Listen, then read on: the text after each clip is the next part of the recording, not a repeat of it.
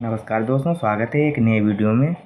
दोस्तों, इस वीडियो में हम सीखेंगे कि टेंस की पहचान और बनाने के नियम। दोस्तों, हम टेंस को किस प्रकार से पहचानेंगे और किस प्रकार से उन्हें हम बनाएंगे, बनाने की क्रिया क्या होती है। तो इससे पहले आपने अगर जो वीडियो नहीं देखा हो टेंस के बारे में, सेंटेंस के बारे में, तो आप देख सकते हैं। और इस वीडियो में हम टेंस को एक साधारण तरीके से सीखेंगे कि टेंस को किस प्रकार से पहचानते हैं और किस प्रकार से टेंस को बनाते हैं, बनाने की क्रिया क्या होती है। तो दोस्तों, सबसे पहले टेंस को पता होना चाहिए कि टेंस कितने प्रकार के होते हैं। दोस्तों, टेंस जो होते हैं हमारे मुख्यतः 3 प्रकार के होते हैं। उनके 4 भाग होते हैं। 3 प्रकार के कौन कौन से होते हैं? प्रेजेंट टेंस, पास्ट टेंस और फ्यूचर टेंस।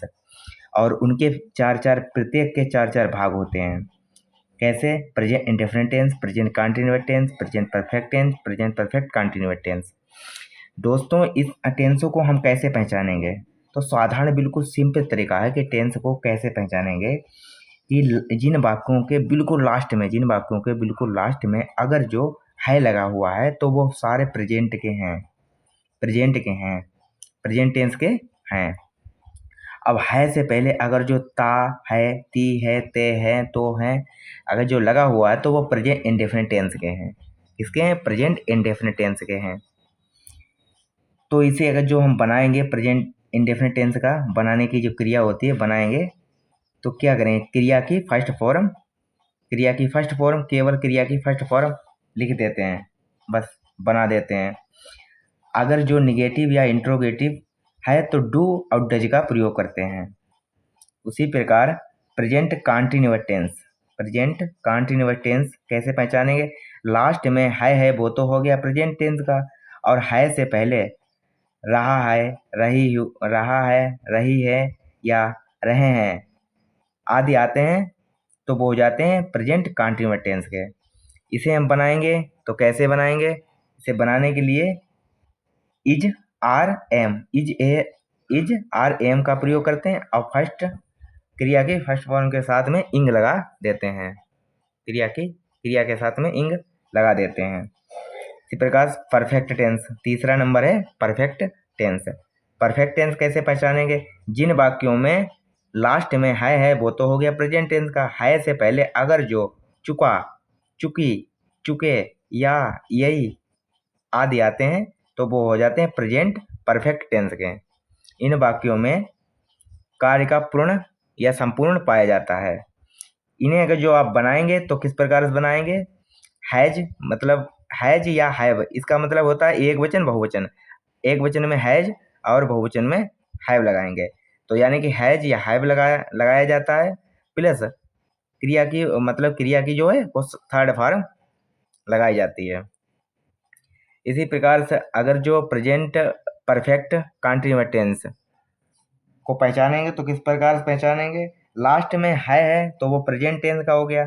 है से पहले अगर जो रहा है, रही है, रहा हूँ, और इसमें पहचान क्या है कि लास्ट जो वाक्य में है समय बिंदु दिया जाता है तो वो हो जाता है प्रेजेंट परफेक्ट कंटीन्यूअस टेंस का। और रहा है, रही है बिल्कुल सिंपल है, अब समय बिंदु ना दिया हो तो प्रेजेंट कंटीन्यूअस टेंस का हो जाता है। इसकी बनाने की भी क्रिया अलग है, इसकी बनाने की भी क्रिया अलग है। इसे हम कैसे बनाएंगे प्रेजेंट परफेक्ट कंटीन्यूअस टेंस को? इसमें हैज बीन या हैव बीन प्लस क्रिया की फर्स्ट फॉर्म के साथ इंग जोड़ देते हैं। और क्या प्रयोग करते हैं? सिंस या फॉर का प्रयोग करा जाता है इसमें। इसके बाद दोस्तों सेकेंड हमारा जो है वो टेंस है पास्ट टेंस। तो पास्ट टेंस जिस प्रकार से हमने प्रेजेंट टेंस को समझा, अब बनाने की क्रिया सीखी, इसी प्रकार से हमारा पास्ट टेंस भी आता है। पास्ट टेंस का जिन वाक्यों के बिल्कुल लास्ट में था अगर जो आता है, थी, थे, था आता है तो वो आ जाते हैं सभी हमारे पास्ट टेंस में। किस में आ जाते हैं? सभी पास्ट टेंस में। और था से अगर जो पहले ता था, ती थे, ते थे, यही थे, ठीक, ये आदि आ जाते हैं तो जो हो जाते हैं पास्ट इंडेफिनिट टेंस को बनाएंगे कैसे? बाकी को कैसे बनाएंगे कि बर्फ की जो है सेकेंड फॉर्म लगा देते हैं। और अगर जो निगेटिव या इंट्रोगेटिव वाक्य दिया हो तो डिड और प्लस फर्स्ट फॉर्म लगाई जाती है। पास्ट कंटिन्यूअस टेंस, लास्ट में था है वो तो हो जाता है पास्ट टेंस, और था से पहले रहा था, रही थे, रहे थे आदि आते हैं। Past continuous tense, past continuous tense हो जाता है।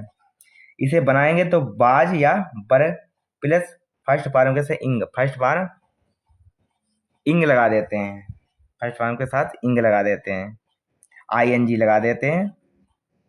इसी प्रकार से past perfect tense, past perfect tense last में थी है तो वो तो हो गया पास्ट टेंस। था, थी, थे से पहले है या था, यही थे, ये थे, चुका था, चुके थे, चुकी थी आदि आते हैं, तो ये हो जाते हैं पास्ट परफेक्ट टेंस में। पास्ट परफेक्ट टेंस को कैसे बनाएंगे?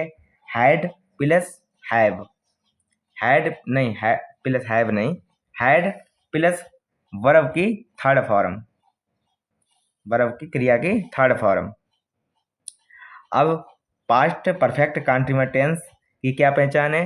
लास्ट में था है, थी है, थे हैं आदि आते हैं तो वो तो हो जाता है पास्ट टेंस में। लेकिन था से पहले रहा था, रही थे, रहे थे और समय बिंदु दिया जाता है तो वो हो जाता है पास्ट परफेक्ट कंटिन्यूअस टेंस। इन्हें हम बनाएंगे तो किस प्रकार से बनाएंगे? हैड बीन प्लस क्रिया की फर्स्ट फॉर्म के साथ ING जोड़ देते हैं और सिंस या फॉर का प्रयोग करा जाता है। इसी प्रकार से दोस्तों फ्यूचर टेंस भी है। फ्यूचर टेंस जो है, फ्यूचर टेंस किस प्रकार से हम पहचानेंगे? लास्ट में गा गी गे हैं वो हो जाता है फ्यूचर टेंस, यानी कि आने वाला काल, भविष्य काल। तो अगर जो गा गी गे से पहले है, ठीक है, पूरा कंप्लीट वाक्य गा गी में होता है। कंप्लीट वाक्य जैसे मैं एक पत्र लिखूंगा, हम वहां जाएंगे, तो एक ही वाक्य में क्लियर हो गया। लेकिन लास्ट में गा है, गी है, गे हैं आदि आते हैं तो फ्यूचर टेंस और फ्यूचर इंडेफिनिट टेंस कहलाते हैं। एक हमने एग्जाम्पल के लिए वाक्य भी लिख रखा है कि फ्यूचर इंडेफिनिट टेंस जो है उसमें किस प्रकार से वाक्य है। जब मैं एक पत्र लिखूंगा तो जो फ्यूचर इंडेफिनिट टेंस का हो गया।